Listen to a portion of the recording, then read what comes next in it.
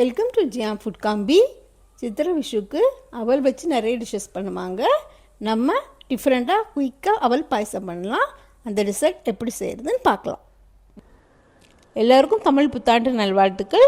Full வீடியோவை skip பண்ணாமல் பாருங்கள். சேனலை சப்ஸ்கிரைப் பண்ணி சப்போர்ட் பண்ணுங்கள். ஒரு கடாய் எடுத்துக்கோங்க. அதில் கொஞ்சம் ஒரு டீஸ்பூன் நெய் விட்டுக்கலாம்.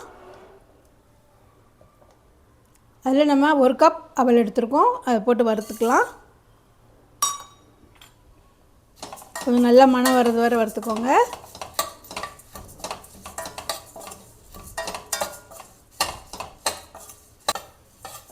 நல்லா வறுத்தாச்சு. ஒரு 2 நிமிஷம் வறுத்தா போதும்.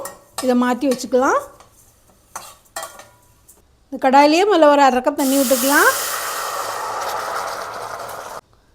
1/2 லிட்டர் பால் ஊற்றிக்கிறேன். இந்த பால்லையே அந்த அவல் வேகணும். பால் நல்லா காஞ்சிருச்சு. நம்ம இந்த அவலை வறுத்து வச்சுருந்தோம்ல, அந்த அவலை போட்டுடலாம். இது லைட்டாக மிக்ஸ் பண்ணி விட்டுக்கோங்க. எந்த அவல் வேணுமோ யூஸ் பண்ணிக்கலாம். உங்கள்கிட்ட வெள்ளை அவல் இருந்தால் அதுவும் யூஸ் பண்ணிக்கலாம். இது ஒரு 10 நிமிஷம் வேகட்டும். பாயசத்தோட ரிச்னஸ்க்காக கேஷ்யூ நட்டை ஒரு 10 நிமிஷம் ஊற வச்சுக்கோங்க. கேஷ்யூ நட்டை மிக்சியில் போட்டு அரைச்சிக்கலாம். இந்த மாதிரி அரைச்சி எடுத்துக்கோங்க. இந்த அவல் வெந்துட்டு இருக்கும்போதே நம்ம அரைச்சி வச்சுருந்தோம்ல, அந்த கேஷ்யூ பேஸ்ட்டையும் இதிலேயே ஊற்றிடலாம். அது கூட சேர்ந்து வேகட்டும். இடையில மிக்ஸ் பண்ணி விட்டுக்கோங்க.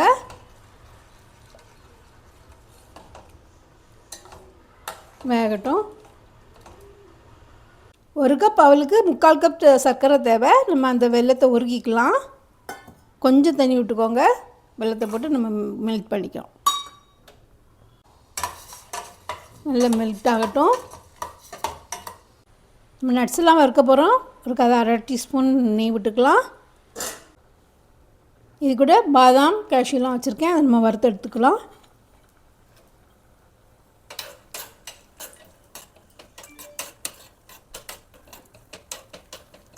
இது கூட கிஸ்மிஸும் போட்டுறேன். எல்லாம் சேர்ந்து நல்லா சவக்க வறுத்து எடுத்துக்கலாம்.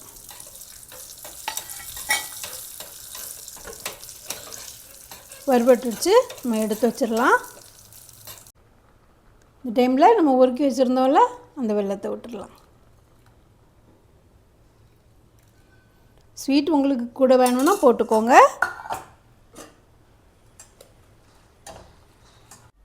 சிம்லேயே வச்சு கொதிக்க வச்சுக்கோங்க. இல்லைன்னா பால் தெரிஞ்சிரும். 1 நிமிஷம் கழிச்சோன்னா ஆஃப் பண்ணிடுங்க. இந்த டைமில் 2 டீஸ்பூன் மில்க் மேட் சேர்த்துக்கலாம். இது விருப்பம்னா விட்டுக்கோங்க. இதையும் மிக்ஸ் பண்ணி விட்டுக்கலாம்.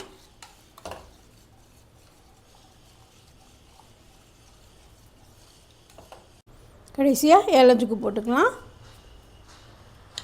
நட்ஸ் எல்லாம் வறுத்து வச்சுருந்தோம்ல, அதையும் போட்டுற போகிறோம். மிக்ஸ் பண்ணிக்கலாம். அவல் பாயசம் ரெடி ஆயிடுச்சு. இதை சூடாகவும் சாப்பிட்லாம், இல்லை ஃப்ரிட்ஜில் வச்சு கூல் பண்ணி டெசர்ட் மாதிரியும் சாப்பிட்லாம். கண்டிப்பாக இந்த விஷுவுக்கு செஞ்சு பாருங்கள். ரொம்ப டேஸ்டியாக இருக்கும்.